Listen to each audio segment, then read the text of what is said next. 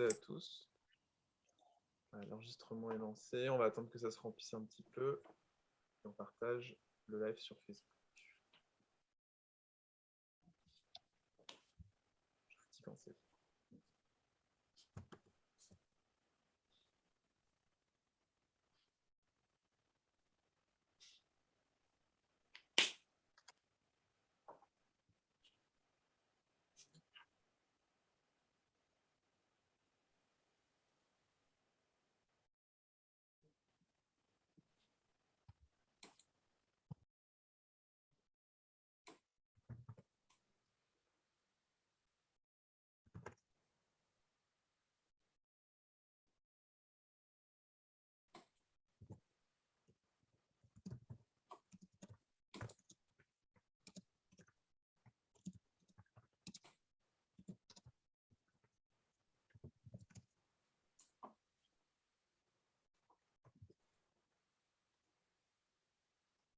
Voilà, ça devrait être bon dans 2 petites minutes.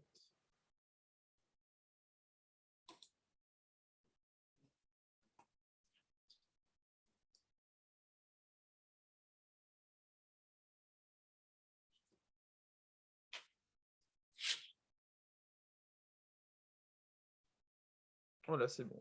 Je propose de commencer. Je vous souhaite bonjour à toutes et à tous. Je vous souhaite la bienvenue à cette table ronde Le grand âge et la santé à l'épreuve de la financiarisation. Je suis Julien Arlac, chargé de mission à l'Institut Veblen, et j'ai eu le plaisir de participer à la publication de ce rapport qu'on va vous présenter, d'en réviser la traduction française. Ce travail arrive à point nommé dans l'actualité, avec notamment le livre Les Fossoyeurs qui remet sur le devant de la scène la question des EHPAD. Et là, justement, on va explorer la question de leur financement et de l'implication des financeurs privés dans des scandales tels que ceux mis en avant par Victor Castanet.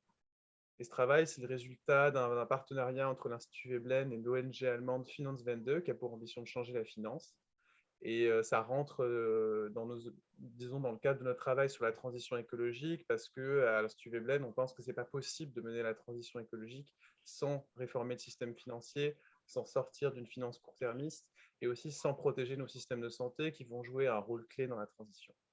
Voilà, sans plus attendre, je vais donner la parole à Céline Mouzon, journaliste à Alternative économique, pour introduire cette table ronde. Merci à tous. Merci Julien. Bonjour à toutes et à tous. Donc, bienvenue à cette présentation du rapport de l'Institut Veblen et de Finanzwende intitulé Financiariser le grand âge, le rôle du capital investissement dans la gestion des maisons de retraite au Royaume-Uni, en Allemagne et en France. Donc, comme Julien l'a dit, je suis Céline Mouzon, je suis journaliste à Alternative économique et j'animerai cette table ronde où interviendront en visioconférence 3 invités. Donc, Théo Bourgeron, qui est chercheur à l'University College de Dublin, qui est spécialiste de la financiarisation. Et Théo Bourgeron est l'auteur d'un livre sur le soutien aux politiques autoritaires par les acteurs des marchés financiers, paru en 2021 aux éditions Raison d'agir, et intitulé « La finance autoritaire vers la fin du néolibéralisme ». Avec nous également Ilona Delouette, économiste au Mines Télécom Nord-Europe et au laboratoire Clercé. Et enfin, Sabine Montagne, sociologue, directrice de recherche au CNRS, rattachée au laboratoire IRISO de l'Université Paris-Dauphine. Alors, je voudrais juste rappeler aussi les autres co-auteurs et co-autrices du rapport, outre Théo Bourgeron. Le rapport a été co-rédigé par Caroline Metz, qui est chercheuse en économie politique et consultante en politique publique. Elle travaille sur la dette des entreprises et des ménages, ainsi que sur la réglementation bancaire et financière européenne, et elle est aujourd'hui responsable de la politique européenne à l'ONG Share Action. Et autre co-auteur, Markus Wolf, chercheur à Finanzwende, qui a travaillé sur les politiques d'éducation financière et sur les conséquences de la financiarisation sur les ménages. Et Julien Alac, de l'Institut Veblen, comme il l'a dit, a révisé le texte final de ce rapport et organisé cette table ronde, et je l'en remercie. Alors, comme Julien l'a dit, l'actualité vient percuter évidemment cette table ronde et je pense que ce n'est pas anodin. Je voulais juste, moi, avant qu'on commence, rappeler quelques éléments de cadrage sur le vieillissement de la population et la situation des EHPAD. Donc, évidemment, ce n'est une surprise pour personne, mais nous sommes dans un contexte de vieillissement de la population et d'accroissement de la dépendance qui appelle des forts besoins de financement.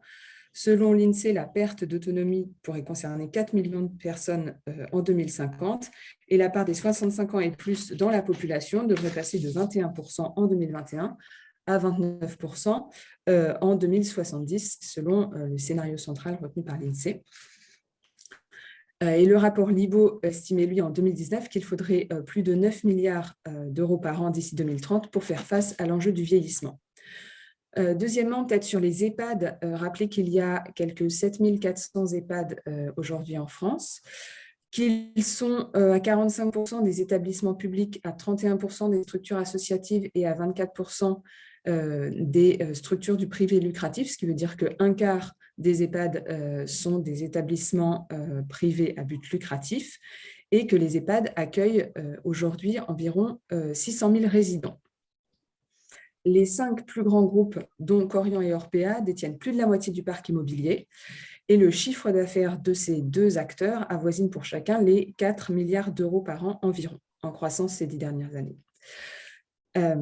Enfin, souligner que le coût médian à la charge des résidents est de 2 000 euros par mois environ, avec là encore de fortes disparités selon la structure de l'établissement, puisque le prix médian en fait, est plus élevé dans un EHPAD privé commercial, où il est d'environ 2 600 euros par mois pour une chambre seule, alors que dans le public, il est plutôt de 1 800 euros par mois, donc une différence d'environ 800 euros. Et cela avec des taux d'encadrement qui sont inversement proportionnels au prix déboursé. Alors, une fois ces précisions apportées, je vous dirais juste que la table ronde a été organisée autour de 4 temps.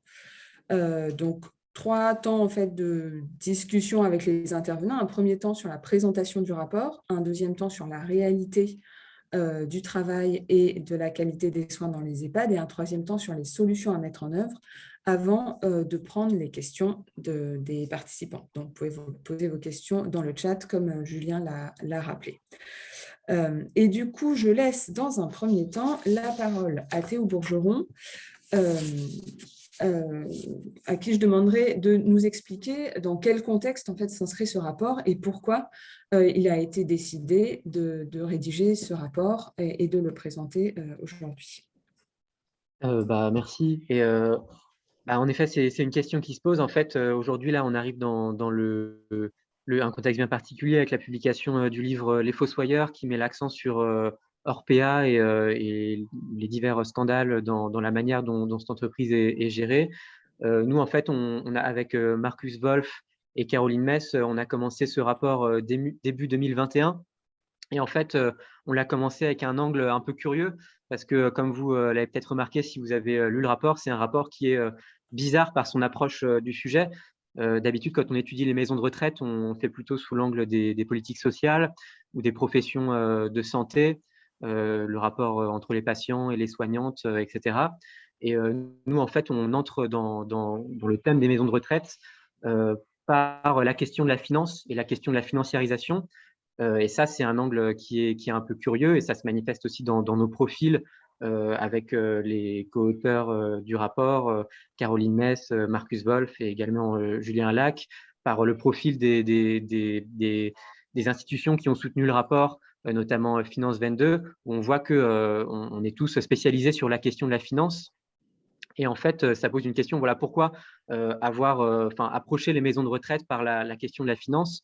Et c'est une approche qui est d'autant plus étrange que s'intéresser à la financiarisation des maisons de retraite et en particulier à leur rachat par des fonds d'investissement. Et je préciserai peut-être tout à l'heure de quels fonds d'investissement on parle et comment ça fonctionne.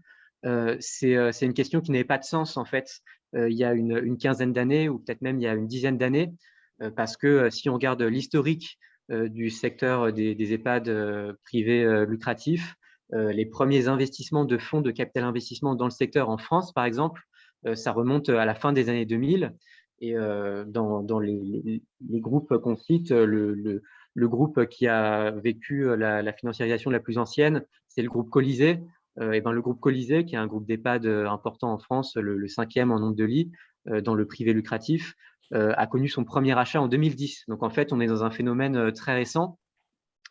Et pourtant, donc ça n'avait pas de sens de parler de ça il y a 15 ans. Et pourtant, aujourd'hui, si on prend les 5 plus gros groupes d'EHPAD privés lucratifs, on a d'abord Korian et Orpea qui sont cotés en bourse. Et ensuite, les 3 suivants, Colisée, Domusvie et Domidep, sont détenus par des fonds de capital investissement.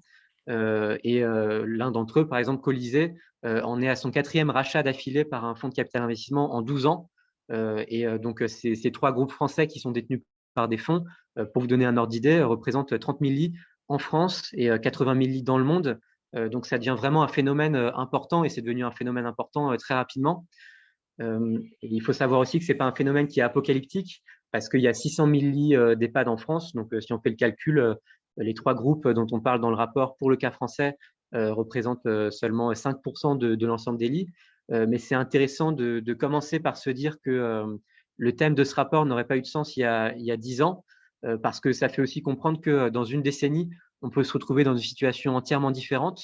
Et par exemple, on peut prendre le cas du Royaume-Uni où les local councils, donc l'équivalent des départements, se sont complètement retirés de la gestion des maisons de retraite et où aujourd'hui, depuis l'ère Thatcher et encore plus avec l'austérité sous David Cameron, et on constate qu'aujourd'hui, 85% des lits de maisons de retraite au Royaume-Uni sont détenus par des groupes privés lucratifs et où, par exemple, le secteur du capital investissement sur lequel nous, on se concentre dans ce rapport, a un poids qui est difficile à quantifier, mais qui est supérieur à 15% des lits du pays, si on prend juste les plus gros fonds de capital investissement et les plus gros groupes d'EHPAD britanniques.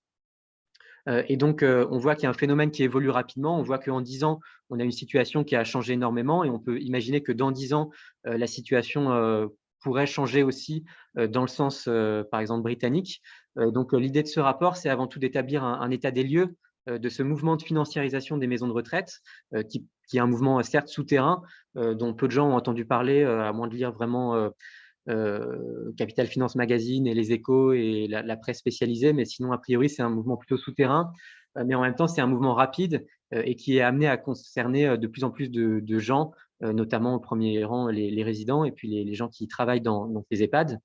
En cela, je tiens aussi à dire que notre travail, il est complémentaire, et notre rapport, il est complémentaire d'autres travaux qui vont interroger les conditions de cette financiarisation.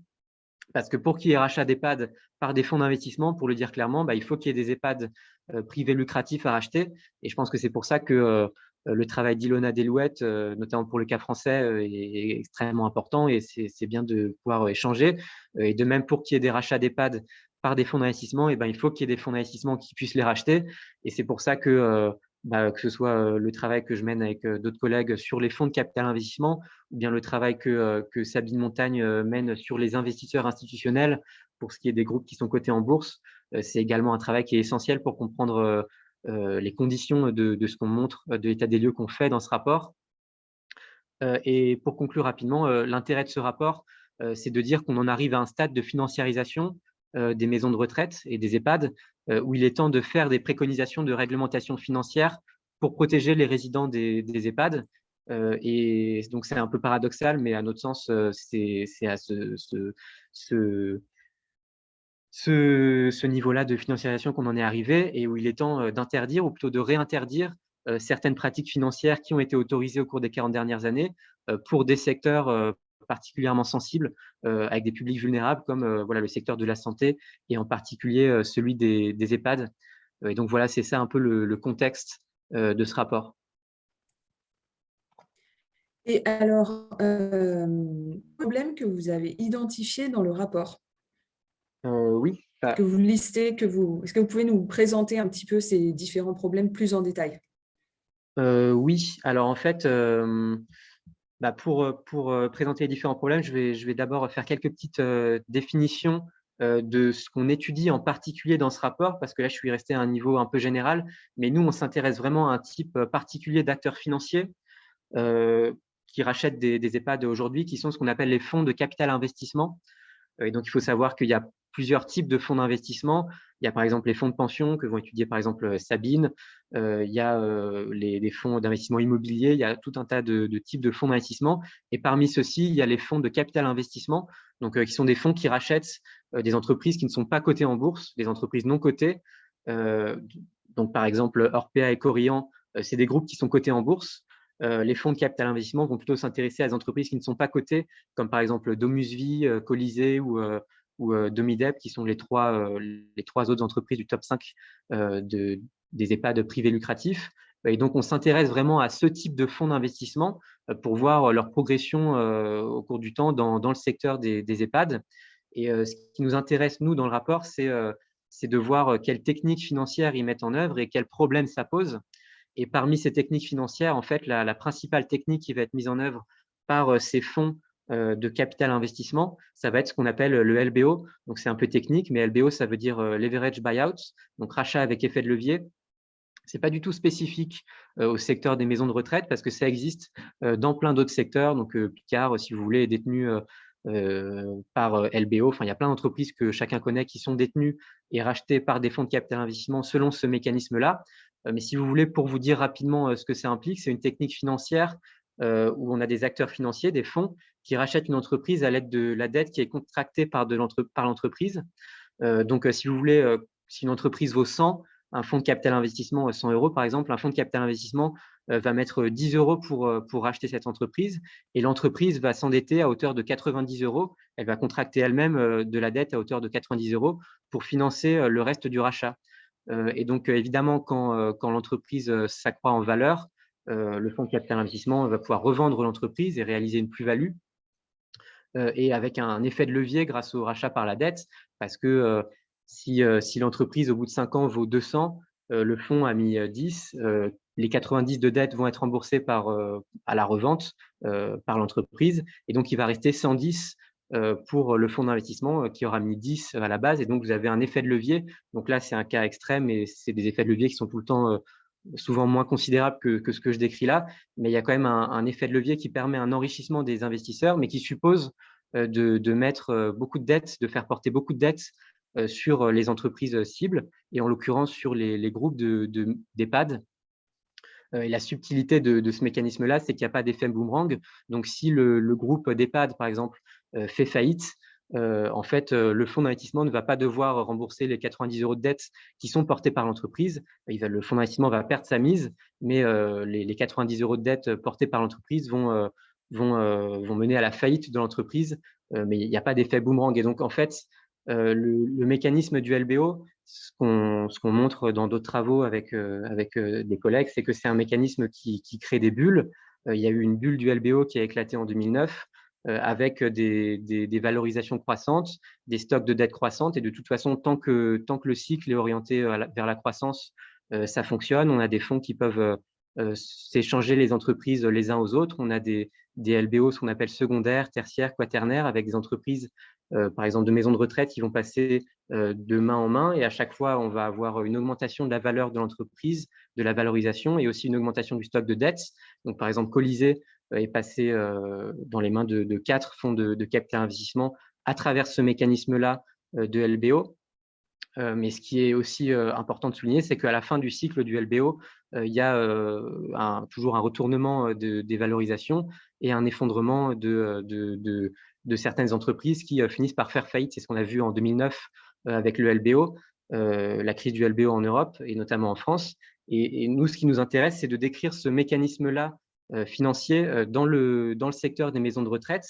Et c'est pour ça qu'on fait un état des lieux qui est européen, qu'on s'intéresse à 3 pays qui sont à 3 niveaux du cycle. On a l'Allemagne d'abord, qui est un pays où le cycle du LBO et des rachats par des fonds de capital investissement débute, puisqu'en fait, on a eu quelques opérations au début des années 2010, mais la plupart des opérations en Allemagne ont eu lieu depuis 2017. Et donc, c'est un pays où le cycle débute, où on a les premiers rachats. On a la France, qui est un pays où le cycle est mature, où on voit des LBO secondaires, tertiaires, quaternaires, avec des entreprises qui sont déjà passées dans les mains de 3 ou 4 fonds de capital investissement, et on a des stocks de dettes qui commencent à être très élevés. Et donc, on voit, Domusvi, par exemple, c'est une entreprise qui est très endettée. Et on a des pratiques de réduction de coûts, de consolidation, de vente des murs, de l'immobilier des maisons de retraite pour payer la dette qui se mettent en œuvre. Et puis, on a un troisième cas qui est le Royaume-Uni, qui est un pays où le cycle, en fait, est déjà arrivé à son terme, puisqu'on a vu au Royaume-Uni les premiers LBO de maisons de retraite qui ont fait faillite, comme par exemple le cas de Four Seasons Care Services, donc il y a un groupe qui avait 20 000 lits au Royaume-Uni et qui a fait faillite après à peu près une décennie sous LBO et plusieurs rachats. Le stock de dette étant devenu trop élevé, voilà, on a des groupes qui font faillite. Et en fait, ça pose un ensemble de problèmes par rapport aux salariés des entreprises, mais également par rapport aux patients. On a des situations sanitaires vraiment problématiques, notamment dans ce groupe-là qui a fait faillite et qu'il faut mettre en évidence et qui sont potentiellement ce qui nous attend si on va jusqu'au bout du cycle du LBO en France. Et en fait, du coup, la question que pose notre rapport, c'est que ce mécanisme financier-là, pour des entreprises industrielles lambda, on va dire, ça pose déjà un problème social, puisque voilà, ça fait peser le risque de l'enrichissement financier sur les salariés. Mais pour des entreprises qui gèrent des publics très vulnérables comme les EHPAD, et avec par ailleurs des salariés assez mal rémunérés comme les EHPAD, ça pose encore plus de problèmes sociaux et sanitaires que dans d'autres secteurs. Et donc, c'est pour ça qu'on met l'accent sur ce secteur à travers ce rapport. Merci beaucoup Théo Bourgeron. Alors, je me tourne maintenant vers vous, Ilona Delouette. Quelles politiques publiques ont créé un marché pour les EHPAD, ont permis que ce type de mécanisme se mette en place, soit activé? Bonjour du coup. Et oui, alors nous, c'est une question qu'on s'est en effet posée avec ma collègue Laura Nirello, donc dans des articles qu'on a écrits en 2016. Donc depuis, il y a eu encore plus de financiarisation du secteur. Finalement, c'est assez intéressant parce que déjà, depuis cette époque, ça s'est complètement... J'ai remis un peu plus le nez en ce moment dedans et ça a explosé. Donc en gros, ce qui s'est passé, c'est que en 97, on va décider de créer le statut d'EHPAD. Avant 97, il y avait des maisons de retraite qui étaient très souvent du privé non lucratif ou quelques-unes publiques, notamment dans les CCAS. Et puis, il y avait aussi des places d'unités de soins de long séjour dans les hôpitaux publics. Et puis là, on crée le statut d'EHPAD et en le créant, on ouvre en fait les financements publics aux privés non lucratifs, en fait, qui jusqu'ici n'étaient pas autorisés à percevoir des financements publics. Et puis, ce financement public ne va pas dépendre du coup du statut, mais du niveau de dépendance des personnes qui sont hébergées dans les EHPAD. Donc, on va mettre en place des indicateurs qu'on appelle le GMP, le PMP, c'est le GIR moyen pondéré, etc. Enfin, je vous passe les détails, mais en tout cas, des indicateurs qui étaient à l'origine des indicateurs de qualité, qui essayaient de comprendre combien il y avait de personnes en perte d'autonomie dans les établissements et qui deviennent en fait des indicateurs de financement pour les régulateurs. Et alors, il va y avoir ce qu'on appelle un financement ternaire, avec une partie des financements qui est celle du soin, qui est financée par l'assurance maladie et gérée par les ARS. Une partie qui est celle de la dépendance, qui va être financée par les départements. Et puis une partie hébergement, qui est celle qui est financée par les résidents. Et cette partie hébergement, en fait, c'est vraiment sur cette partie-là que les structures peuvent se faire des marges parce qu'elle n'est pas régulée, sauf si vous êtes habilité à l'aide sociale, si l'établissement est habilité à l'aide sociale, et alors le département finance une partie de cet hébergement, et alors les prix sont encadrés, enfin les prix de journée sont encadrés. Et en fait, ces prix de journée, le privé lucratif n'est quasiment pas habilité à l'aide sociale. On a 90% des établissements habilités qui sont dans le public et dans le non lucratif. Donc, c'est vraiment sur cette partie hébergement, c'est ça qu'il faut comprendre, que le privé lucratif se fait des marges. Et donc, la partie soins et la partie dépendance est financée par des régulateurs publics, mais qui sont tous les deux fortes. Donc, les ARS et les départements qui sont tous les deux fortement sous contrainte depuis le départ, en fait. Voilà. Et aujourd'hui, c'est sur cette partie hébergement qu'on voit justement que la différence de prix à la journée, donc c'est 42% plus élevé dans le privé lucratif que dans le public, par exemple. Et le privé non lucratif est environ à 22% plus cher que le public. Mais c'est sur cette partie-là que les écarts se font au niveau des prix à la journée. Merci. Et du coup, justement, par rapport aux dépenses publiques qui sont mises pour le vieillissement et la dépendance, comment en fait s'articule la dynamique entre dépenses publiques et ces logiques de financiarisation?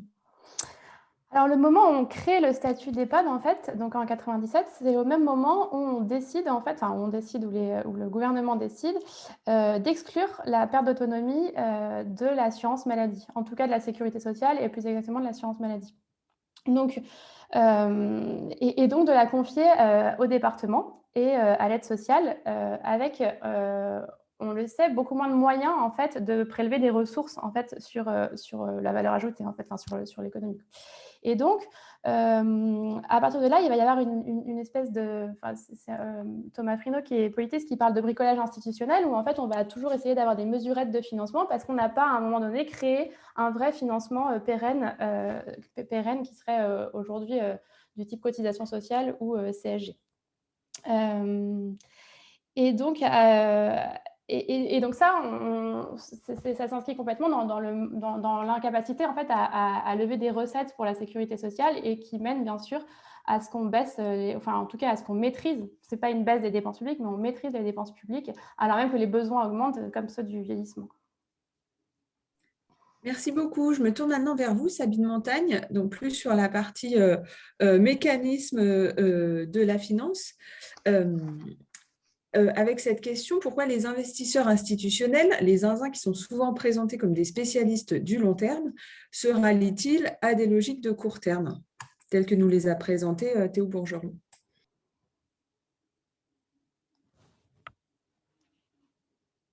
Il faut que vous allumiez le micro. Enfin, ouvrir le micro. Est-ce que vous pourriez passer en ligne le schéma sur lequel justement je vais appuyer une réponse à cette... Ah oui. Alors, c'est Julien, je pense, qui est à la manœuvre là-dessus. Donc, alors, en attendant, qu'est-ce que c'est cet emballement court-termiste depuis longtemps, en fait, hein, c'est un mouvement très progressif. Pour vous donner une idée, entre 1975 et 2015, les transactions boursières sont passées dans le monde de 5% du revenu mondial à près de 150%. Donc déjà, on voit que voilà, l'argent circule beaucoup plus qu'avant, et en particulier sous forme de transactions boursières.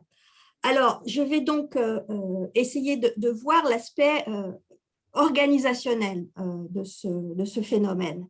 Comment on en est arrivé là, justement à travers une certaine division du travail financier, puisque ces décisions d'investissement et éventuellement de rotation de portefeuille sont prises par différents acteurs. Alors, ce qu'on va regarder, c'est plutôt la partie haute du schéma, si vous pouvez. Voilà, on va regarder juste les 3 premières lignes. Donc, au départ, on part de quoi? De gens qui ont de l'épargne, qui ont des flux à placer, que ce soit des individus épargnants, des gouvernements, des fondations ou des entreprises.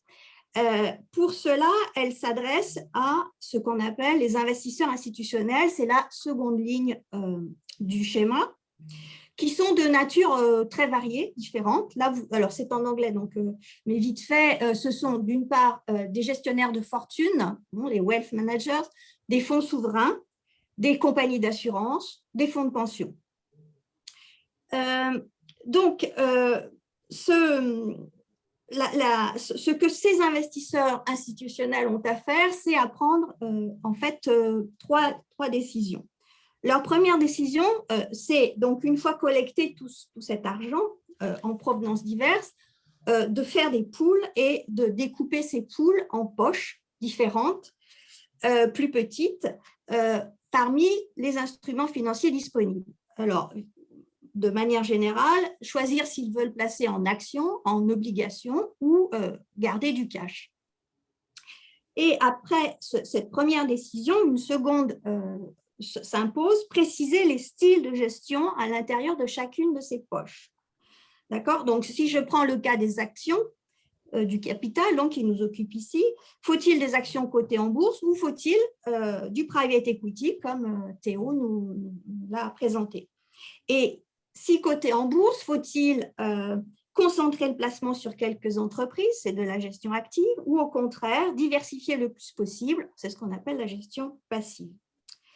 Donc, une fois cette deuxième décision prise, il va falloir recruter des spécialistes de chacun de ces types de gestion, donc ce qu'on appelle les investment management firms, les sociétés de gestion, le gestionnaire d'actifs, qui, eux, sont donc spécialisés sur chacune de ces poches et chacun de ces styles de gestion. Et pour recruter ces firmes, ces individus, on fait appel à, remonter un petit peu, voilà, on fait appel à, enfin, ces investisseurs institutionnels font appel à des consultants, hein, des firmes de consultance en investissement. Ce sont eux qui organisent, donc vous les voyez sur la droite du schéma, ce sont eux qui vont aider les investisseurs institutionnels à recruter ces firmes d'investissement. Voilà le schéma. Et qu'est-ce qui se passe dans ce schéma global? C'est qu'à chaque étage, il s'agit d'évaluer les prestations de celui à qui on délègue. Et donc, c'est ce qui engendre un besoin de surveillance, de contrôle, qui aujourd'hui a pris une forme tout à fait particulière. C'est-à-dire qu'au niveau supérieur, les règles d'information aux épargnants imposent aux investisseurs institutionnels à qui ils ont délégué de rendre des comptes de manière assez précise, de manière d'ailleurs de plus en plus avec des horizons de temps plus courts que par le passé. Et dans cette structure, il devient difficile pour les investisseurs institutionnels de justifier des performances basses, moyennes, médiocres, sur une longue période, par crainte de susciter des inquiétudes, du mécontentement. Qu'est-ce qui se passe au deuxième niveau de délégation lorsque les investisseurs délèguent à leur gestionnaire de fonds? Eh bien, ils reportent évidemment cette pression au rendement, à la performance rapide sur ces gestionnaires qui, eux, vont être évalués à nouveau sur des performances à relativement court horizon. Et qu'ils le font comment? En essayant de générer de la plus-value, donc en faisant des achats et ventes de titres lorsque ceux-ci sont cotés, ou comme dans le cas du private equity quand ça n'est pas coté, en essayant d'extraire le plus rapidement possible, le plus possible. Donc, ce qu'il faut voir, c'est que ce qui compte dans cette évaluation, c'est la variation d'appréciation de la valeur des entreprises sur un temps assez court. Et puis enfin, les consultants eux-mêmes, pour justifier leur rôle, ont aussi intérêt à faire tourner les firmes de gestion d'investissement, à les changer au cours du temps, notamment en fonction des cycles boursiers, des cycles financiers. Eh bien, ils ont tendance à licencier un un asset manager pour en prendre un nouveau. Et à l'intérieur des firmes d'asset management, ça se répercute sur le turnover du personnel lui-même. Donc, on a donc toute cette chaîne, et le court-termisme, finalement, on pourrait dire que c'est l'exigence d'un rendement rapide que l'on peut obtenir par sélection de certains types de projets économiques, en raccourcissant la détention des titres et par forte rotation des personnels, finalement. Et donc, c'est bien le produit de l'organisation actuelle de la chaîne d'investissement. Voilà. Alors, merci beaucoup, Sabine Montaigne. Alors, je crois qu'il y avait une question pour Théo Bourgeron que j'ai laissé passer, mais Julien, je crois que tu peux la poser. Oui, c'était une question de Sandra Bernard qui vous demandait si vous alliez étudier les EHPAD du groupe SOS. C'est une bonne question. Et en fait, le groupe SOS, effectivement, c'est un groupe important à mi-chemin entre le privé lucratif et le tiers secteur, et qui essaie même de faire la fusion entre les deux. Nous, on n'a pas étudié les EHPAD du groupe SOS. En fait, du coup, on a étudié les 3 principales chaînes d'EHPAD détenues par des fonds de capital investissement dans le privé lucratif dans les 3 pays dont on parle. Donc, ça fait pas mal de groupes déjà, ça en fait 9. Ensuite, le groupe SOS, du coup, n'est pas détenu par des fonds de capital investissement. Et par ailleurs, en tout cas, en l'état actuel, il n'est pas dans le top 5 en France des groupes privés lucratifs. Donc, non, on ne les a pas étudiés. Voilà. Merci Théo. Alors, vous avez tous mentionné à plusieurs reprises le livre de Victor Castanel, Les Fossoyeurs, sur les conditions de traitement des résidents dans le groupe hors péage. Je voulais qu'on revienne un petit peu sur cet aspect avec vous, Ilona Delouette, sur les conséquences, si vous pouvez nous donner quelques éléments sur les conséquences des logiques de financiarisation sur les conditions de travail et du coup la qualité des soins. Alors, sur les conséquences en termes de qualité de travail, normalement, elle ne devrait pas avoir de conséquences sur la partie soins et la partie dépendance qui est financée par le public et qui est censée être régulée aussi par le public. Mais étant donné que, je vous le disais, les régulateurs sont eux-mêmes en tension et ont très peu les moyens finalement de faire leur travail de régulation, c'est assez compliqué de suivre. Moi, après, je n'ai pas étudié les bilans comptables en tant que tels du soin, enfin des entreprises privées lucratives. Donc, je ne sais pas en termes comment elles s'arrangent au niveau du soin. J'imagine que les tensions sont énormes, mais en fait, les tensions sont énormes dans l'ensemble du secteur, ce qui est lié d'ailleurs à cet enjeu de mise en concurrence. Parce que pour mettre en concurrence des acteurs qui d'ailleurs n'étaient pas jusqu'ici, il faut pouvoir les comparer. Donc, on les compare avec des indicateurs qui essayent d'objectiver en fait l'activité et qui vont bien s'appliquer à l'ensemble du secteur. Et donc, les établissements vont être financés en fonction de leur niveau, je vous l'ai dit tout à l'heure, de leur niveau moyen de dépendance et des besoins médicaux qui sont censés correspondre à ces niveaux de dépendance. Et ce sont des temps qui sont standardisés. On essaye de rationaliser au maximum le soin et donc, du coup, d'exclure tout ce qui n'est pas de l'ordre du productif, enfin tout ce qui est considéré comme non productif. On va essayer d'exclure tous les temps, des temps simples du type bonjour, comment allez-vous aujourd'hui?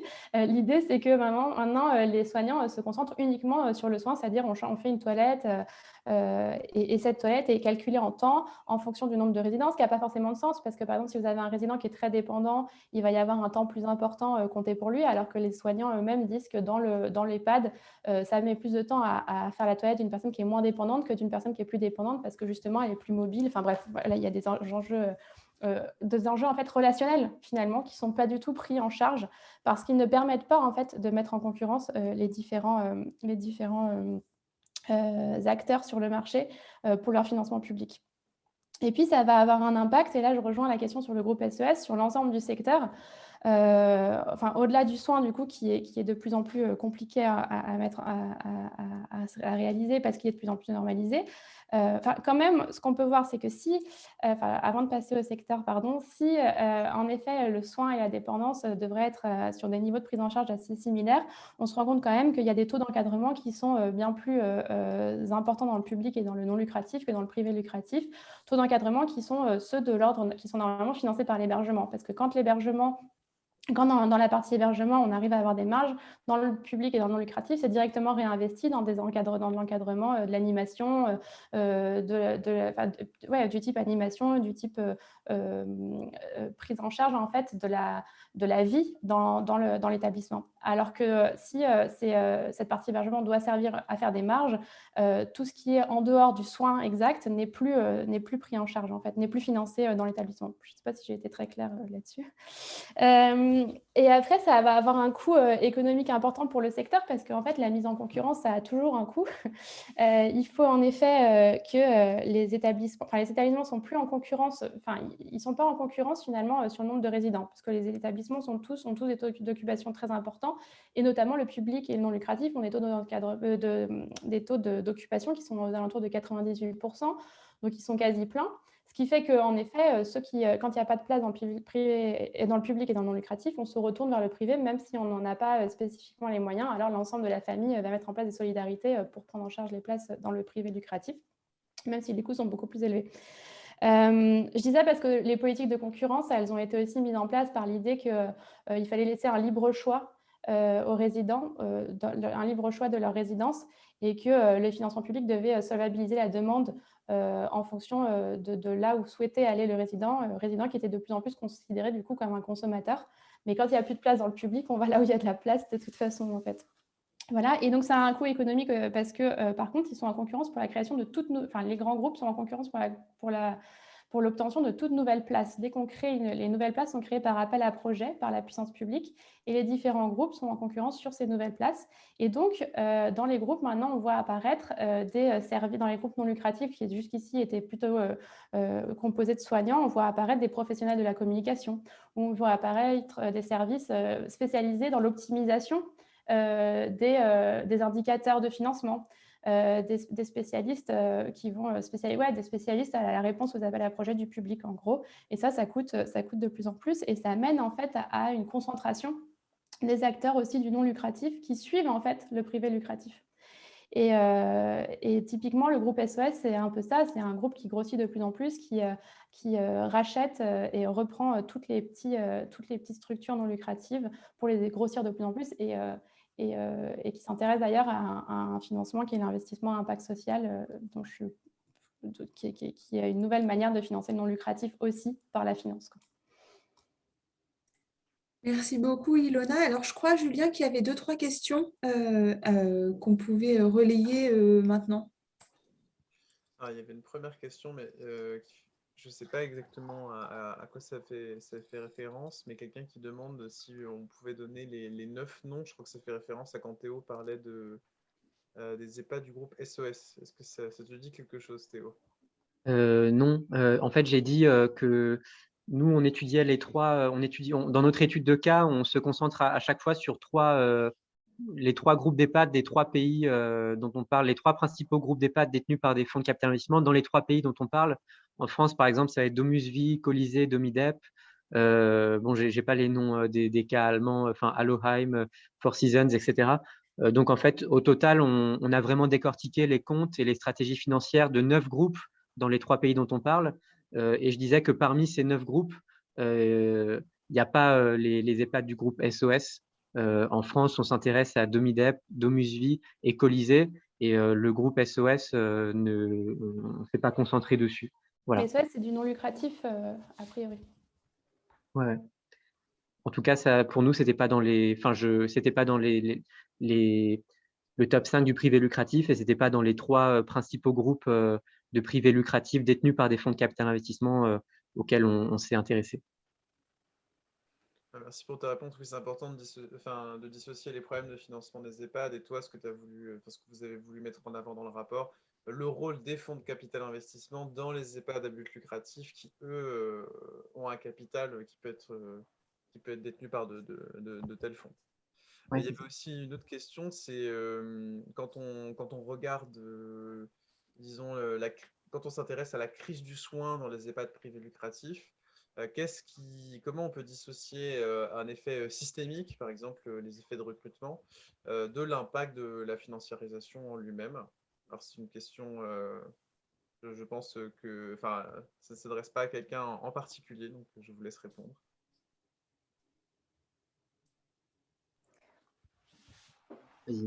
Non, mais je pense qu'il y a des vases communicantes en fait entre les deux. De toute façon, le manque de financement amène à la financiarisation et à la mise en concurrence. Et c'est cette mise en concurrence qui mène à des indicateurs et à une normalisation du soin. Enfin, voilà, donc il me semble que c'est difficile de les dissocier exactement. Enfin, de mon côté, j'aurais du mal à le faire. Parce que même si on avait des financements, mais par contre, même si on avait des financements importants de la sécurité sociale, imaginons, aujourd'hui, on se rend compte que beaucoup de financements de la sécurité sociale servent quand même à la financiarisation dans plein de secteurs, celui des EHPAD, mais aussi celui des crèches, celui des hôpitaux, etc. Et donc, ça ne garantirait pas nécessairement des meilleures conditions de travail. D'ailleurs, les mauvaises conditions de travail se retrouvent dans le public et dans le non lucratif aussi. Et pour complémenter ce que dit Ilona, je suis entièrement d'accord sur le principe des vases communicants et que le sous-financement du privé ou du public ou du privé non lucratif fait aussi le terrain pour l'émergence du privé lucratif et la financiarisation.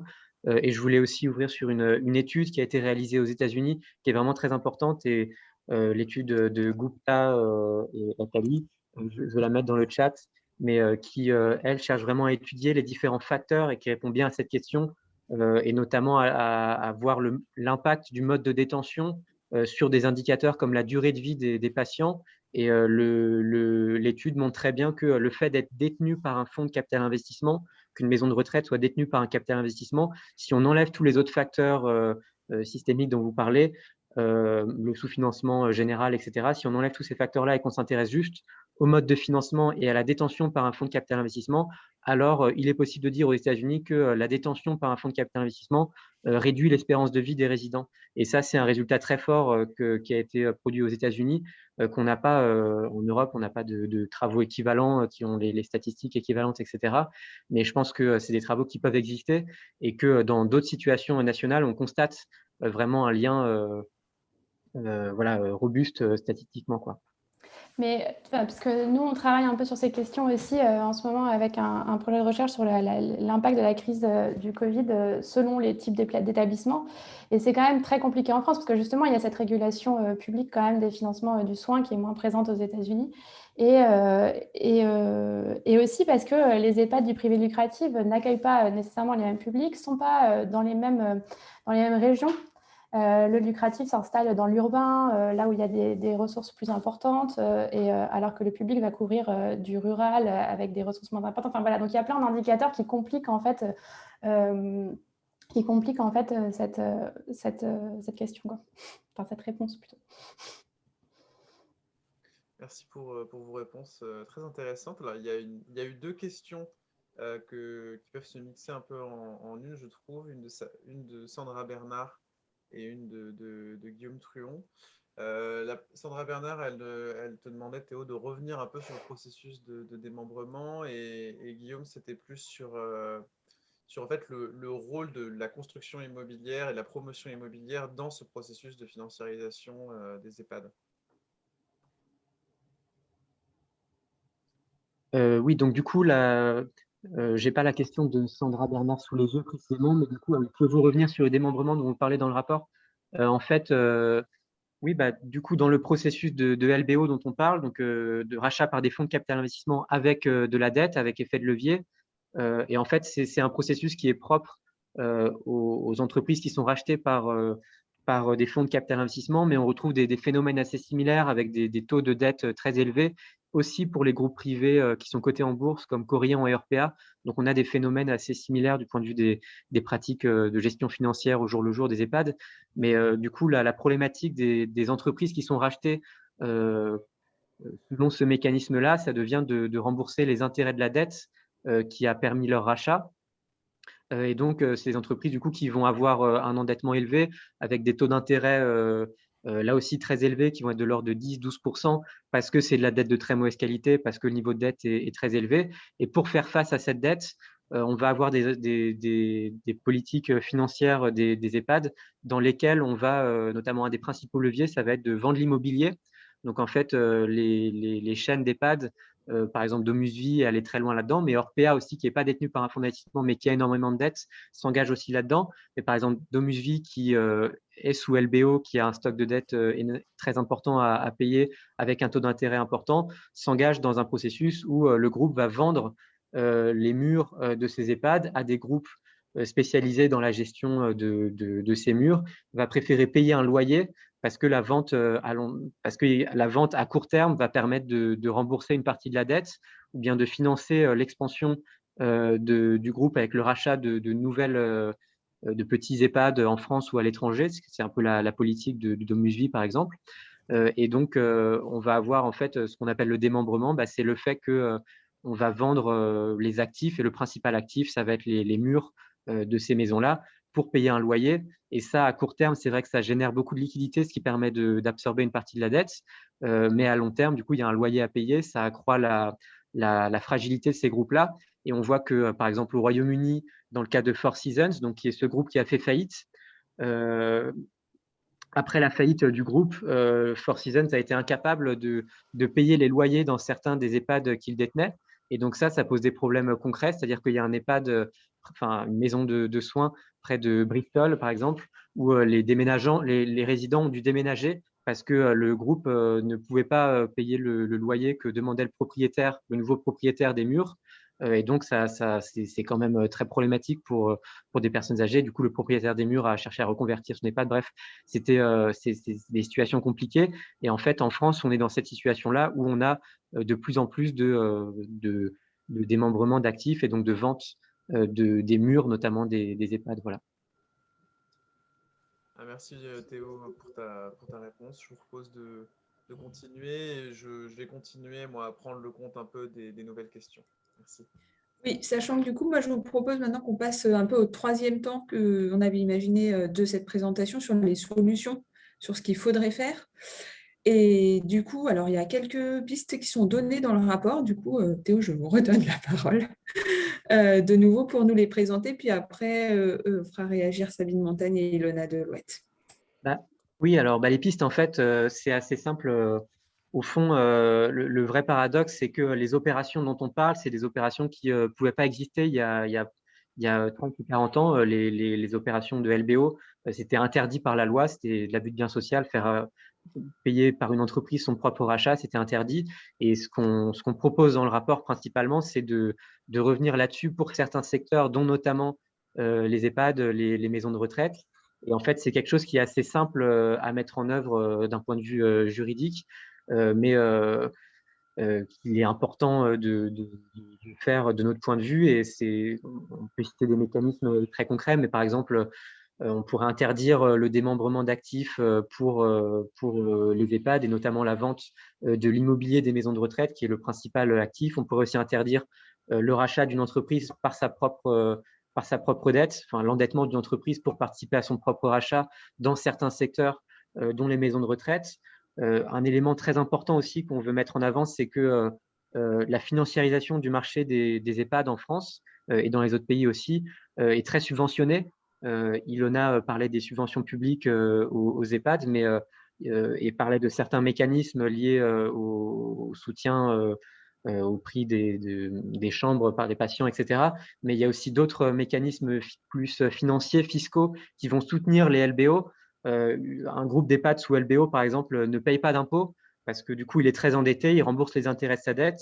Et il y a un mécanisme qui s'appelle la déductibilité des intérêts de la dette de l'impôt sur les sociétés qui fait que en fait, c'est des entreprises qui ne vont pas faire de bénéfices comptables parce qu'ils ont des intérêts de dette très élevés et donc qui ne vont pas payer d'impôts. Donc, en fait, c'est des mécanismes financiers très rentables, mais qui sont d'une certaine manière exonérés d'impôts. Et nous, on pense qu'il faut aussi revenir sur l'avantage fiscal à la détention financière des EHPAD pour au moins instaurer une égalité avec le privé non lucratif ou avec le public sur ce point de vue-là, et qu'il faut donc arrêter de subventionner ce mécanisme financier-là, ce qui supposerait de conditionner la déductibilité des intérêts d'emprunt.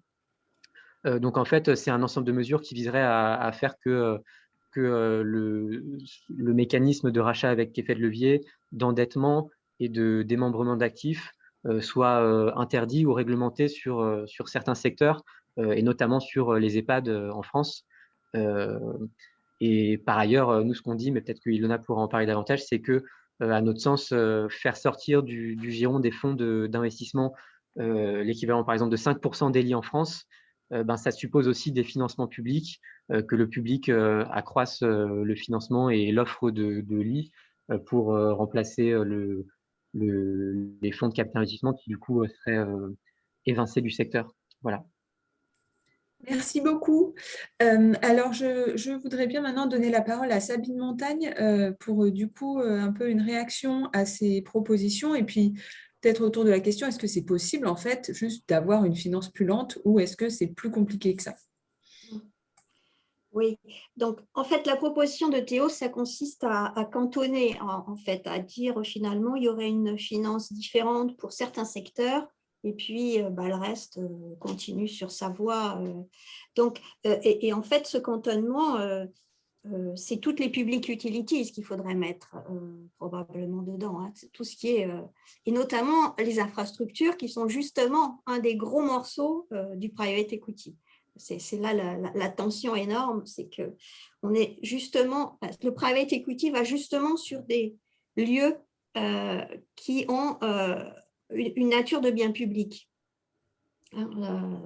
La distribution des eaux, délégation d'énergie, etc., parce qu'il y a une rente, parce que l'État, de toute façon, derrière, met des tarifs qui permettent de rentabiliser le truc. Enfin, c'est une pompe à finances publiques, hein, dans ce canal-là, tout au moins. Il y en a d'autres, mais celui-là, et donc, en fait, nous, on s'était intéressés, donc, notamment avec Michel Aglietta, au fait d'essayer d'être plus large, c'est-à-dire pas seulement cibler un secteur économique, mais cibler peut-être un ensemble plus grand d'entreprises productives. Et donc, si on suivait juste la division du travail que j'ai mentionnée tout à l'heure, théoriquement, ça paraît simple de trouver des solutions à chaque étage. Il suffit de changer la nature de la reddition des comptes. Ça existait dans le passé. N'oublions pas que cette délégation d'investissement, elle existe depuis les années post-Seconde Guerre mondiale, de toute façon, et qu'on n'était pas dans cette situation d'alerte systématique de tous les acteurs pour être bien sûr qu'on ne dérape pas, pour être bien sûr que le rendement est celui qu'on attendait, etc. Donc, changer la nature des responsabilités des investisseurs, évidemment. Hein. Si les épargnants sont si inquiets, c'est parce qu'aujourd'hui, c'est eux qui portent le risque, alors que dans le passé, c'était les investisseurs institutionnels qui portaient le risque de marché. Donc, il y avait une nature de responsabilité. S'il y a cette accélération, c'est parce qu'on ramène toujours à une métrique d'évaluation à très court terme, donc par exemple le cours de bourse, et ça, c'est les réglementations, notamment des assureurs qui les ont imposées.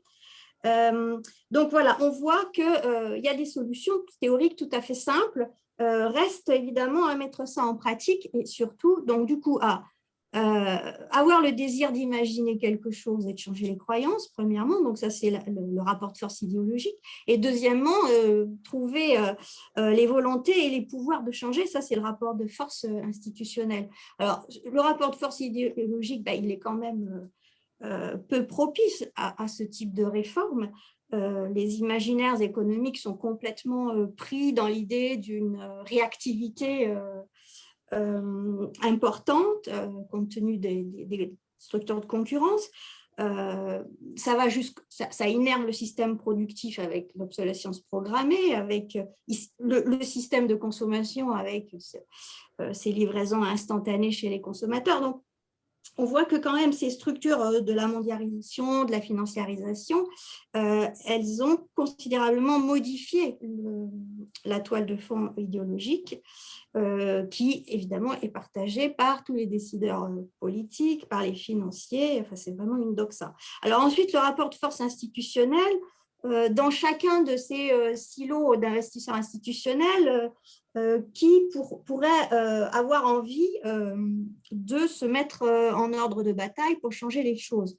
Et là, malheureusement, la crise de 2008 montre que il n'y a pas d'espace social pour ça, puisque c'était quand même l'événement qui pouvait remettre en question. Et de fait, a posteriori, qu'est-ce qu'on s'aperçoit, c'est qu'effectivement, il y a eu des réglementations, mais que loin de changer les choses, elles ont consolidé les positions des acteurs puissants. Et là, je fais référence à la thèse de Yorgos Vassalos. Voilà, c'est un magnifique travail qui a suivi la longue élaboration sur 10 ans, 2008-2018, d'une réglementation financière européenne, MiFID. Et là, on y voit par le détail, à chaque étape, comment les volontés réformatrices des députés européens, qui étaient quand même scandalisés, indignés au départ en 2008, vont être complètement contournées et retournées par les lobbies bancaires.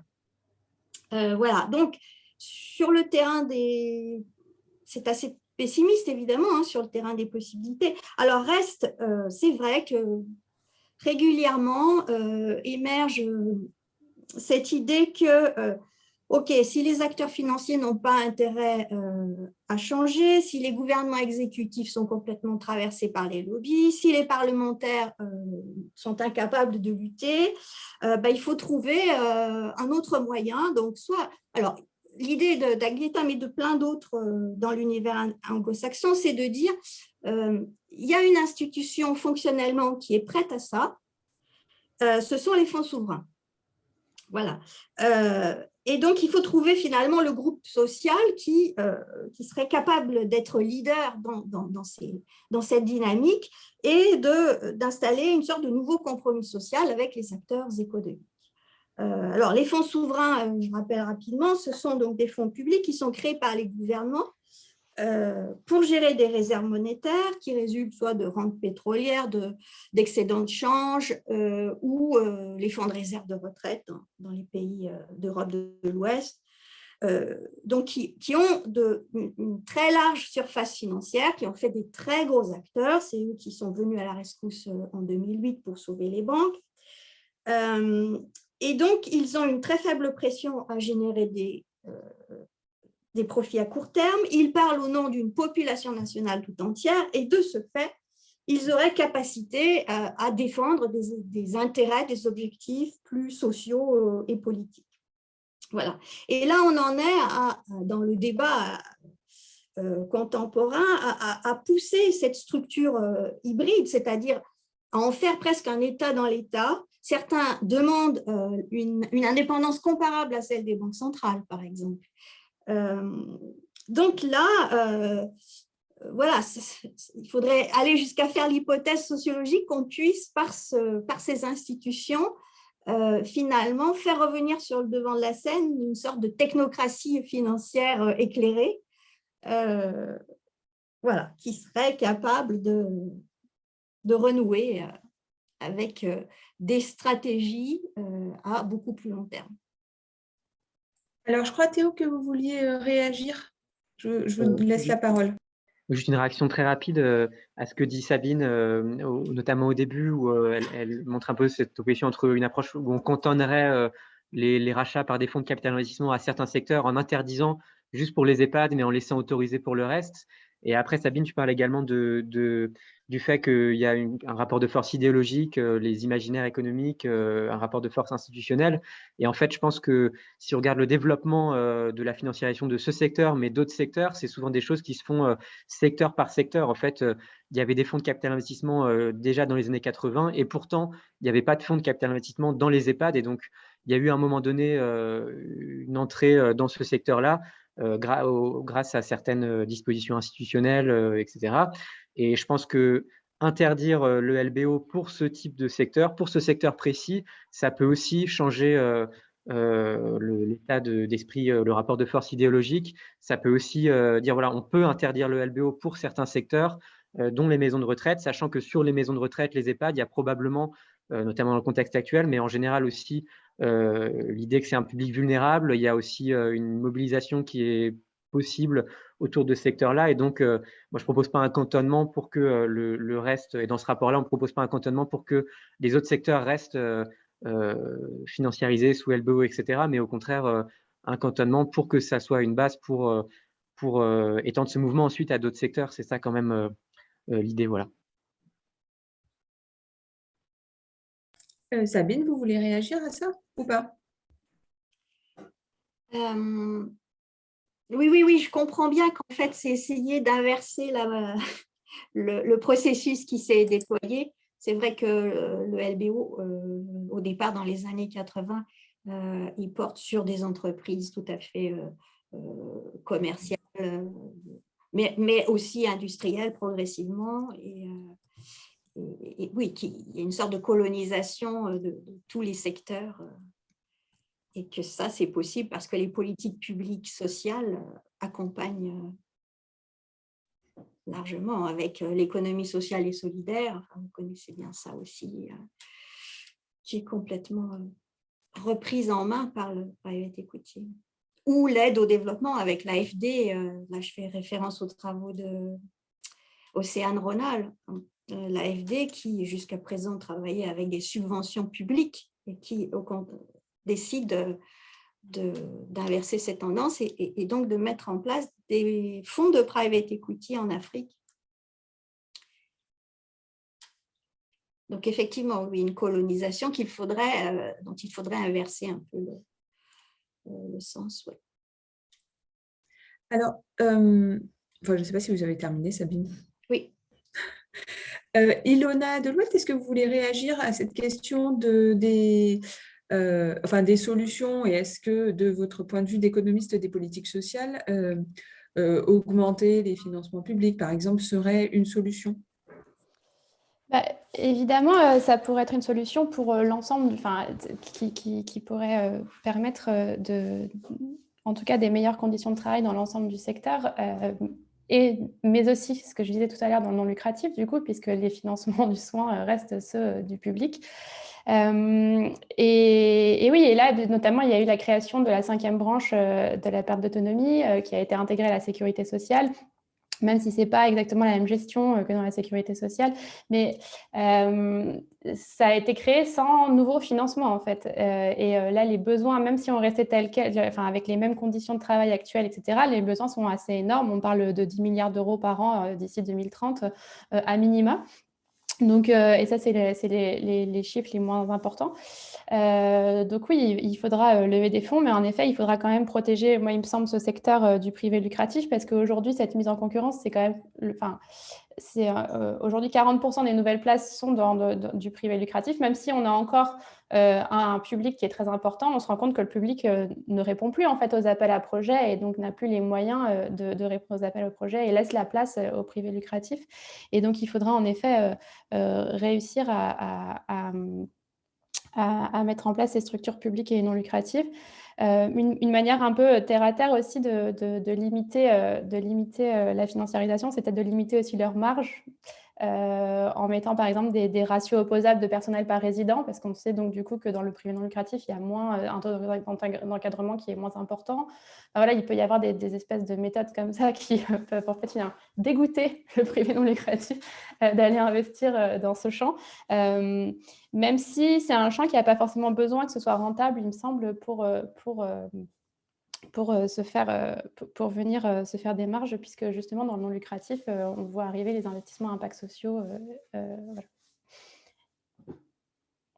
Qui sont garantis par l'État aussi, par ailleurs. Enfin bref, ça, c'est un autre sujet en soi. Ok, merci beaucoup. Alors, on n'a pas du tout épuisé le sujet. Je pense qu'on pourra encore laisser ouverte la discussion. Je propose juste quand même, comme l'heure tourne, qu'on prenne quelques questions du public. Julien, du coup, je vous laisse à la manœuvre là-dessus. Merci pour ces échanges très intéressants. D'ailleurs, dans l'onglet questions, il y a une personne qui vous félicite pour cette analyse et qui dit que c'est extrêmement intéressant. Une des questions, ça fait toujours plaisir.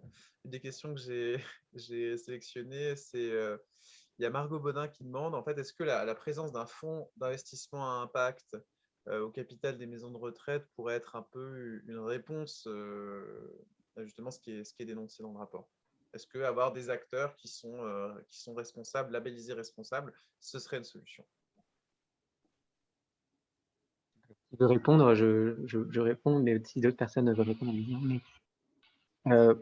pour moi, pas tellement. Mais en fait, je pense que déjà le développement de la finance à impact social, il faut voir que ça ne remet pas du tout en cause les mécanismes de base la finance à impact social peut fonctionner avec du LBO. L'impact social, c'est juste qu'on finance un impact, un indicateur.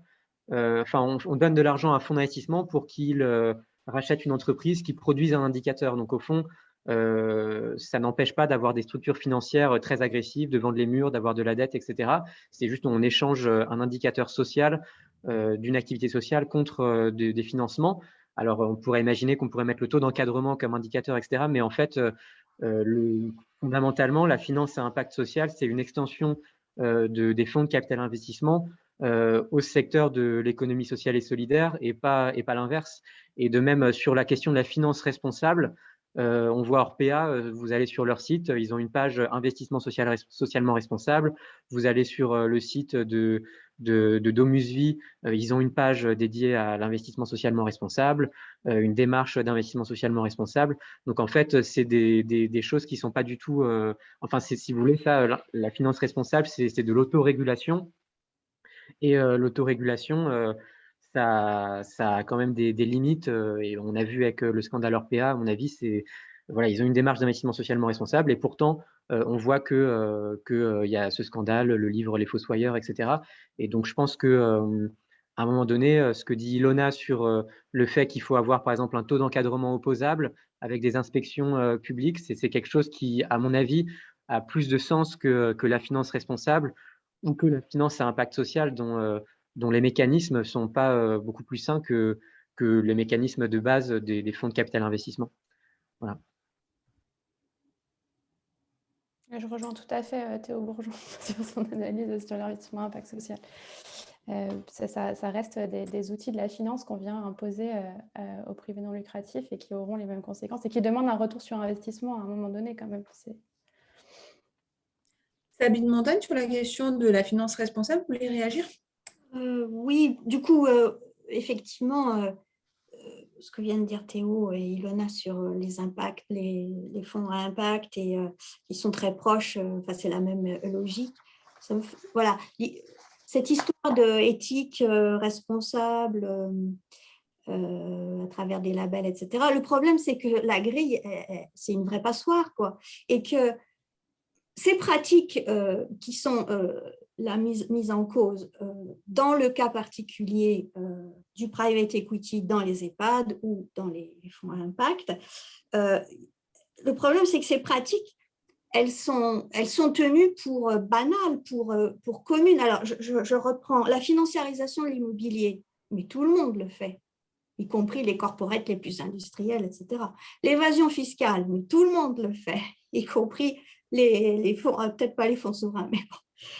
L'orientation court-termiste, même chose, le grand fonds de réserve norvégien, donc qui est un fonds souverain par excellence, a quand même pris comme dernier président, là, il a été élu il y a 1 an et demi ou 2 ans, un ancien gérant de hedge funds, c'est-à-dire la partie la plus spéculative de la finance.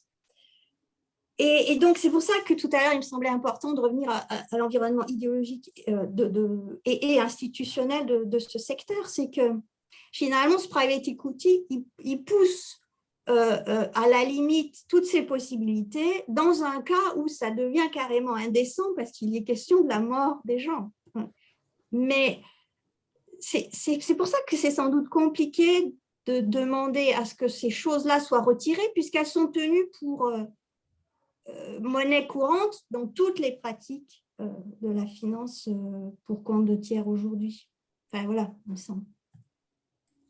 Merci beaucoup. Alors, je crois qu'il y a encore quelques questions, Julien. Oui, il y en avait une particulièrement intéressante sur les normes comptables. On dit souvent que les normes IFRS, donc le standard international, a favorisé la financiarisation. Est-ce que très rapidement, on pourrait expliquer pourquoi les normes comptables actuelles valorisent ce type de comportement? Et est-ce que Théo, vous avez eu avec les autres auteurs des propositions en matière de règles comptables? Et est-ce qu'il y aurait des propositions même qu'on pourrait faire dans l'espace national pour protéger, par exemple, les EHPAD? Ça fait beaucoup de questions.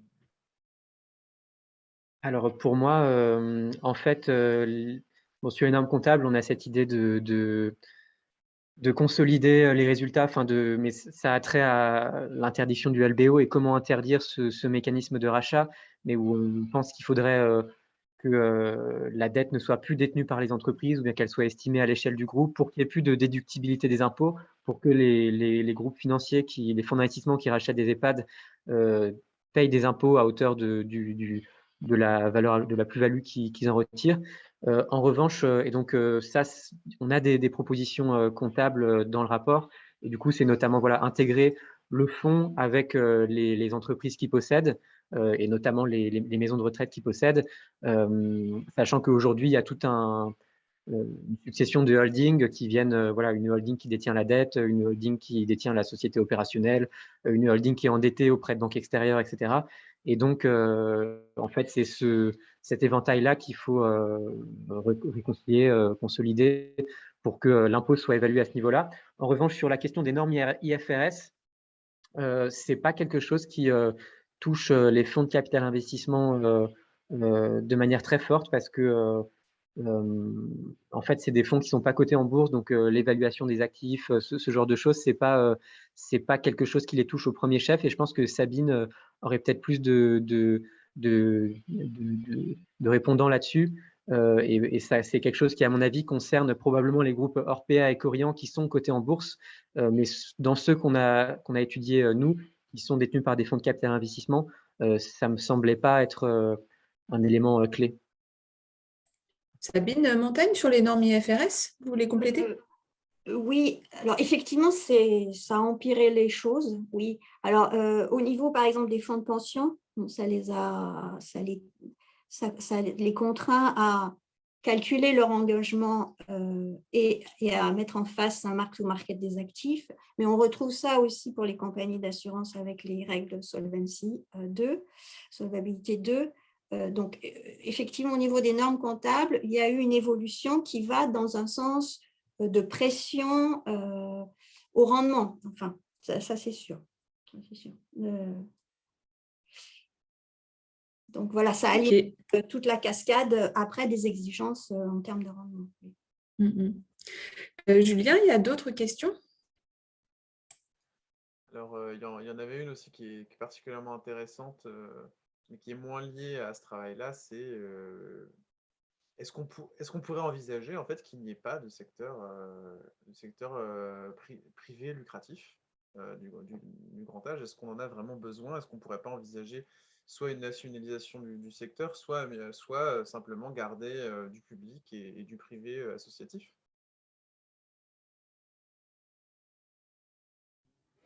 Ouais.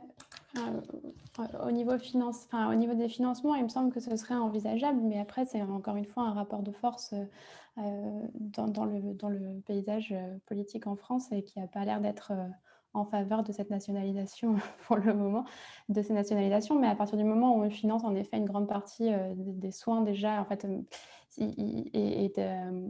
qu'il faudrait financer maintenant, c'est le bâti. Et il se trouve que la CNSA, la Caisse nationale de solidarité et autonomie, finance de plus en plus le bâti pour tous les acteurs, du privé non lucratif comme du lucratif, parce que c'est cette caisse qui finance en partie les rénovations notamment. Enfin, voilà. Donc en fait, il y a énormément de financements publics qui sont déjà tournés vers le bâti, notamment d'ailleurs aussi les subventions aux petits propriétaires de places de chambres d'EHPAD maintenant qui alimentent la financiarisation d'ailleurs. Enfin bref, il y a tout un tas de financements qui existent et qui pourraient être rassemblés pour être peut-être plus efficaces qu'en passant par le privé lucratif, quoi. Est-ce que Théo ou Sabine, vous voulez ajouter quelque chose là-dessus? Moi, je veux bien une courte réaction à cette question aussi. Je suis tout à fait d'accord avec ce que dit Ilona. Et moi, je voudrais aussi…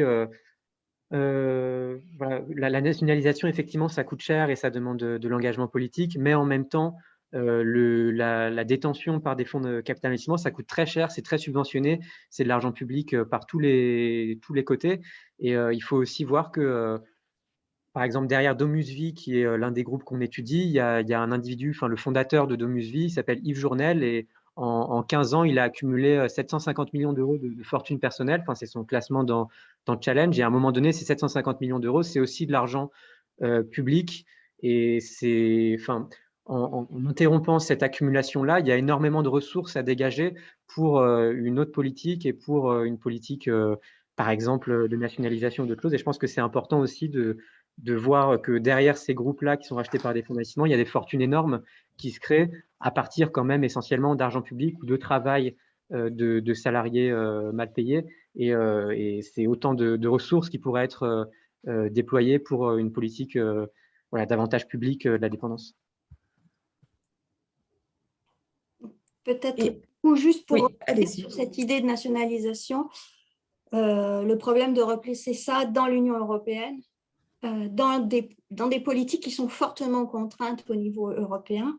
Je pense vraiment le mouvement pour réduire les systèmes privés de retraite par capitalisation. C'est vraiment une politique très lourde. Et puis, je pense aussi à l'Union des marchés de capitaux, qui a explicitement pour objet de faciliter, d'augmenter les flux transfrontaliers de capital, non pas tant parce que les entreprises en auraient besoin, les entreprises productives, mais parce que voilà, il le faut pour développer l'innovation, ça c'est le côté start-up, mais aussi pour les infrastructures. Et on revoit réapparaître ces fameuses infrastructures, ces fameuses public utilities, donc qui sont conçues au niveau européen comme le lieu du capital privé, spéculatif, de type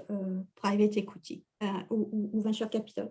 Et donc, c'est vraiment toute la structure, tout le système est fait pour ça. Hein. C'est-à-dire que les banques centrales, avec des taux bas, découragent les petits investisseurs privés pour les pousser vers des investissements plus risqués. Je veux dire, c'est explicitement dit. Hein, je pense au rapport Villeroy de Gallo de 2015, qu'il écrit tellement explicitement. Voilà. Et il faut, en Europe, que les épargnants individuels français et allemands quittent leurs placements trop sécures pour aller vers quoi? On dit vers des actions, mais aussi beaucoup vers ce private equity, vers ce segment qui est quand même très particulier. Donc, ne pas oublier la pression de l'Union européenne. Et moi, je voulais vous demander, Théo, on ne s'est pas encore beaucoup arrêté sur les cas allemands et britanniques, mais du coup, vous les avez étudiés dans le rapport. Peut-être vous pouvez revenir un petit peu là-dessus, nous donner quelques éléments à la fois sur le constat et puis sur les solutions. Enfin, aussi, il y a des choses qui se dessinent, parce que bon, c'est quand même… Sur le constat… il y a le constat que j'ai développé très rapidement au début, mais que en fait, la France est dans une situation intermédiaire. L'Allemagne, en fait, a un secteur privé des maisons de retraite anciens, mais peu financiarisé jusqu'il y a peu. C'est aussi lié au fait que les fonds de capital investissement sont bien moins importants en Allemagne qu'en France, par exemple. La France, donc l'Allemagne est dans une situation, on va dire, entre guillemets, meilleure, où il y a une financiarisation moins avancée du secteur des maisons de retraite. Et au contraire, le Royaume-Uni est dans une situation clairement plus avancée que la France. Et ce qu'on constate, c'est qu'on retrouve en revanche des problèmes. Enfin, c'est très difficile, comme le disait Ilona tout à l'heure, c'est très difficile de quantifier les problèmes que ça crée, de les prendre en charge, notamment dans un rapport comme celui-là, qui est quand même plutôt court, etc. Donc, on peut pas avoir on n'a pas de vision générale du lien entre l'investissement par des fonds de capital investissement et la dégradation, par exemple, des conditions de travail dans les différents pays.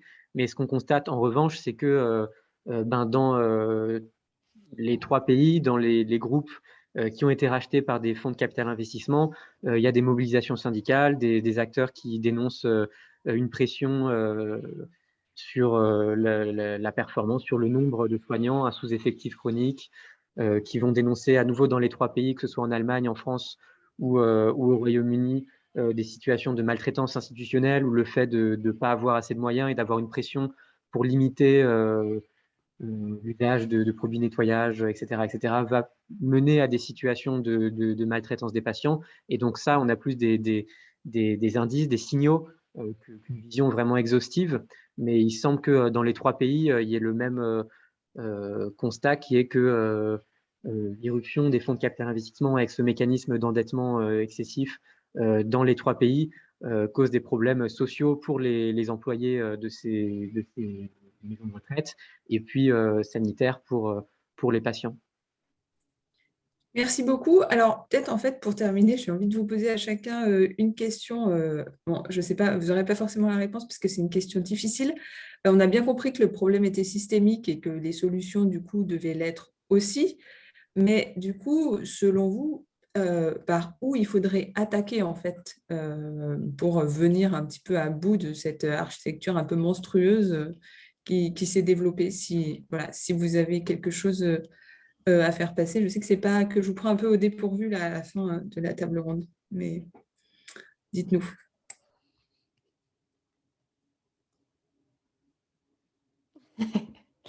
Bon, j'y vais. Peut-être commencer par financer ce que je disais tout à l'heure, financer le champ à la hauteur des besoins sociaux qui augmentent. Et donc, peut-être augmenter un peu les salaires, par exemple. C'est une question qui, en ce moment, est en jeu. Alors, évidemment, le rapport social n'est pas pour cette solution en ce moment, mais ça rejoint complètement la question de l'augmentation des salaires en ce moment, qui est dans l'actualité et des dernières revendications, parce que la sécurité sociale, on la retrouve en fait aussi, c'est du salaire aussi, et on la retrouve, on retrouve les effets de cette baisse de salaire depuis une trentaine d'années maintenant. Mais en comparaison justement avec l'Allemagne, où il y a quand même une financiarisation du champ, alors même qu'en Allemagne, il y a une assurance dépendance, une assurance sociale dépendance, il faudra quand même mettre des garde-fous pour que si jamais il y avait une forme de socialisation à un moment donné de la dépendance, elle ne soit pas tournée vers une marchandisation quand même du soin, quoi. Merci. Est-ce que Théo ou Sabine, vous avez une idée justement que vous voulez faire passer? Moi, à part j'ai déjà donné quelques propositions tout à l'heure. Je pense qu'après, la question, c'est plus par où attaquer. Donc, comment faire pour que... parce qu'évidemment, il y a les dynamiques de lobbying que Sabine a expliquées qui font qu'en fait, il y a quand même des grandes fortunes qui se créent dans ce secteur-là et il y a des intérêts derrière qui s'expriment. Et c'est pour ça aussi qu'on n'arrive pas à réglementer, ou même qu'au contraire, il y a une réglementation qui se met au service de ce secteur-là. Je pense que c'est un problème très vaste, mais je pense que, par exemple, le scandale Orpea aujourd'hui, c'est dramatique pour les gens qui ont vécu dans ces maisons-là, qui ont travaillé dans ces EHPAD-là. Mais en même temps, c'est quelque chose qui peut permettre l'émergence de mouvements sociaux sur ce sujet, qui vont faire qu'il va y avoir une pression pour la refermeture de certains secteurs, comme les EHPAD, au type d'acteurs financiers les plus spéculatifs, on va dire.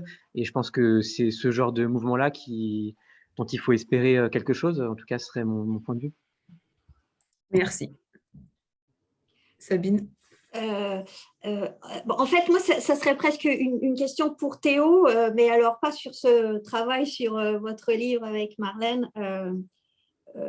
Est-ce qu'on peut faire l'hypothèse d'un clivage de la finance qui permettrait justement de dépasser C'est-à-dire, voilà, l'idée qu'il serait quand même possible de faire un nouveau compromis social de l'industrie, grosso modo, avec une finance pas des banques, puisque les banques, ça n'existe plus en tant que tel, mais voilà. C'est ça, l'espoir d'un nouveau rapport social. Je ne sais pas si je peux vraiment répondre. Enfin, je ne pense pas avoir le temps, mais je trouve que c'est une question intéressante. Et moi, j'ai tendance à penser que je ne suis pas certain que ça se... Enfin, en tout cas, dans le livre, à la fin, on conclut en se demandant ce qu'il faudrait que les ouvriers et les employés marchent avec les banquiers déçus de la City, les banquiers déçus par le Brexit. Et notre réponse est plutôt non, que en fait, les secteurs financiers les moins spéculatifs ou un peu en retard sur la vague de spéculation, quand même voient leurs intérêts se réaligner parfois avec d'autres. Mais enfin, de toute façon, il n'y a pas de transformation sociale sans trouver des intérêts existants, puissants quelque part. Donc, c'est sûr que c'est une question qu'il faut poser, mais j'ai pas de réponse là tout de suite. Mais voilà. Ok, donc augmenter les salaires et croire dans les mouvements sociaux, si je résume. Du coup, on arrive là au terme de cette table ronde. Je vous remercie beaucoup de l'avoir suivi et puis je laisse la parole à Julien Alac pour un tout petit mot de fin. Et merci beaucoup à toutes et à tous pour cette table ronde qui était passionnante et je trouve qu'il arrive à lier des enjeux systémiques, transformer la finance à la fois des expériences concrètes, mais aussi on a évoqué des politiques concrètes et des voies d'évolution, même si la tâche n'est pas aisée. C'est quelque chose d'assez rare pour souligner. Je vous invite à suivre les activités de l'Institut Veblen. Nous avons une newsletter, un compte Twitter assez actif et j'ai mis le lien dans le chat. Et je vous invite aussi à vous abonner à l'excellent magazine qui est Alternative économique que Céline représente aujourd'hui et qui est très... Voilà, je vous invite à vous y abonner. La vidéo sera disponible sur le site en rediffusion, sur le site de l'Institut Veblen, d'ores et déjà sur sa page Facebook et aussi on la mettra sur sa chaîne YouTube. Voilà. Merci à toutes et à tous. Merci. Merci.